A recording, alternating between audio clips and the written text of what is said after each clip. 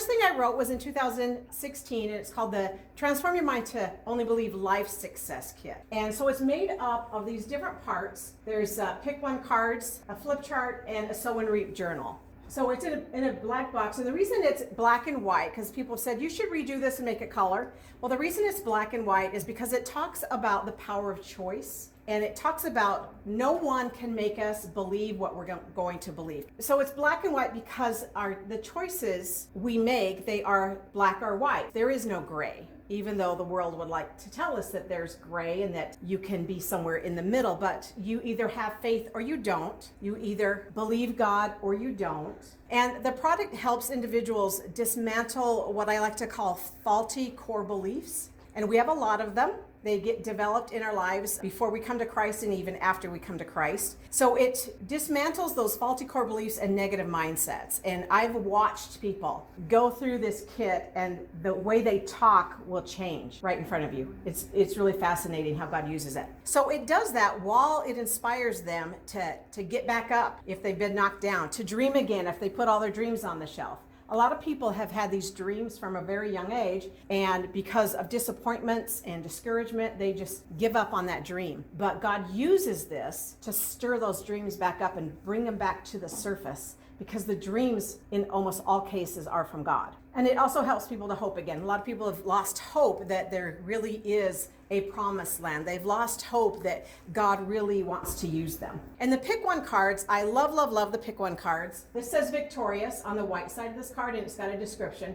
Then the other side of the card says defeatism. So it's these opposing definitions, these opposing words. I like to call it a spiritual punch in the gut. What it does, it exposes blind spots in our lives like fear, doubt, and the biggie is pride. It's powerful because we don't know that we're being prideful until God puts something like this in front of us. God's used this product to bring inner healing and deliverance to people. I've watched it as they decree the power statements over themselves. I see them getting delivered and getting healed. It's fascinating. He's also used this product to launch people into their calling. A friend of mine was a singer-songwriter, worship leader. She got hurt in the church, laid the guitar down, stopped writing songs. 2 weeks into this, she picked up her guitar. She wrote 25 songs in a month. And now she's made some CDs and she's back worshiping. So it's powerful for personal use, but it's most effective in a small group setting. I wrote a study guide, a 6-week study guide to go with it. So it's really good on your own, but man, if you can get a group of people together, because you challenge people and it just draws the deep things, those things that you've pushed down for years and years and years, it just draws them to the surface, and it breaks off all of these things that are the devil's plan for our lives instead of God's plan. So it's helpful for everyone struggling to only believe what God says about them. It's great for entrepreneurs. It's great for people who need to dream big, radical dreams. It's just really an overall good tool for pretty much anyone. The next thing that I want to tell you about is the 52-week prayer guide planner. And this is a tool that was birthed from a dream. And I had this dream a few days after I broke my leg. And this came out of it. It's a powerful tool. We do a Bible study on Wednesdays. How many people are in my Bible study on Wednesdays? It's so good. It's, for me, even though I wrote it, it's like fresh manna. So this product helps individuals overcome prayer time paralysis. It was released in 2021, shortly after we came out of the COVID situation.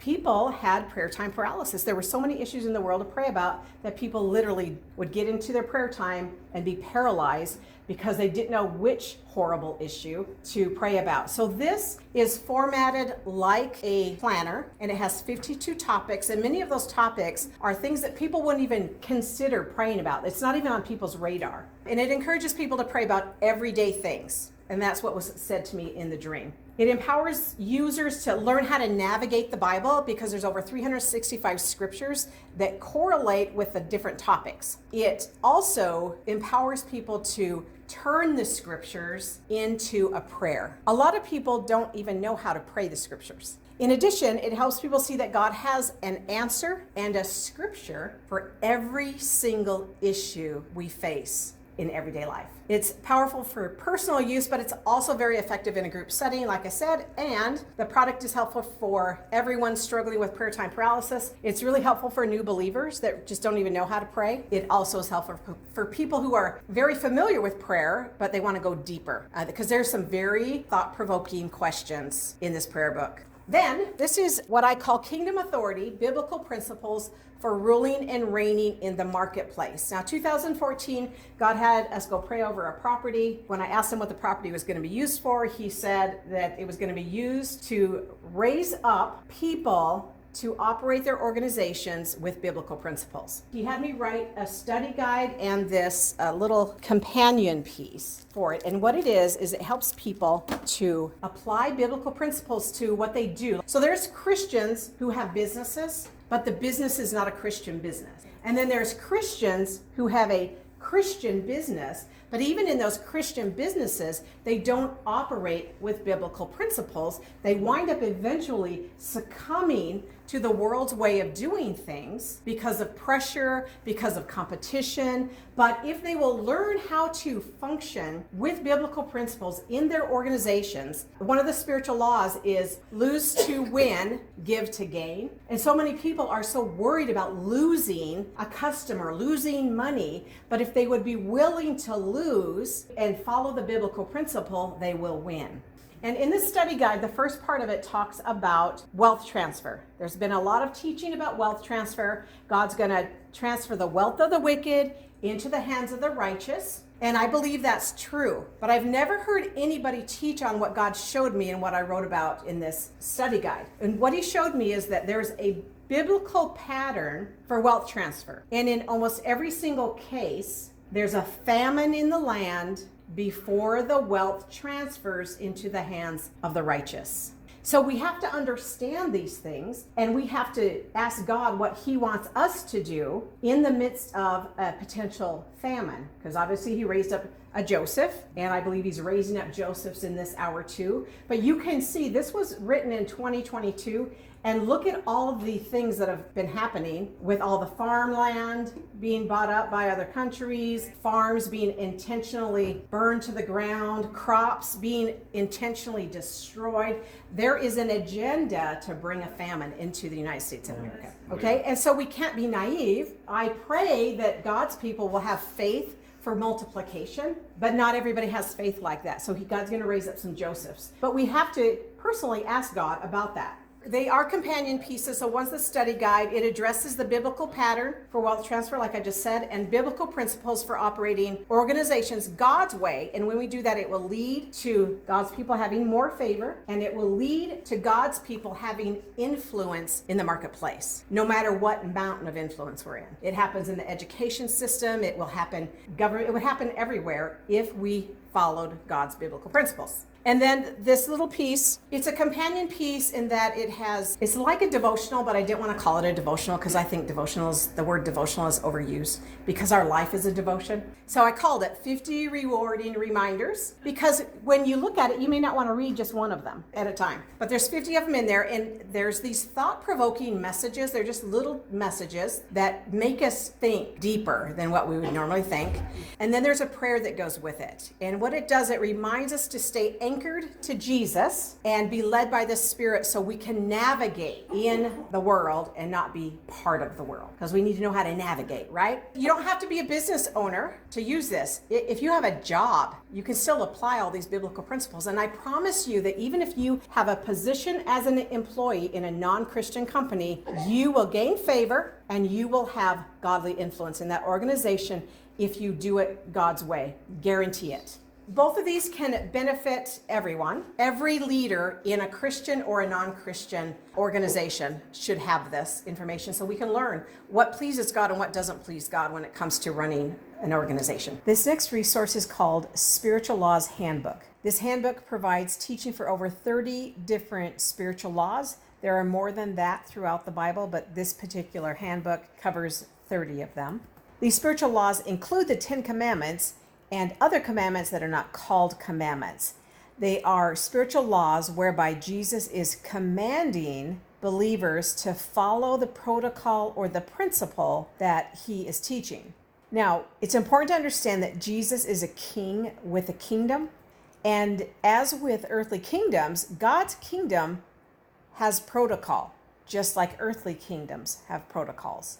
Meaning, things are intended to operate in very specific ways according to a determined protocol. Matthew chapter 10, verses 5 through 9 says this: These 12 Jesus sent out and commanded them, saying, Do not go into the way of the Gentiles, and do not enter a city of the Samaritans, but go rather to the lost sheep of the house of Israel. And as you go, preach, saying, The kingdom of heaven is at hand. Heal the sick, cleanse the lepers, raise the dead, cast out demons. Freely you have received, freely give. That is a protocol, and it's a commandment that Jesus is giving his disciples.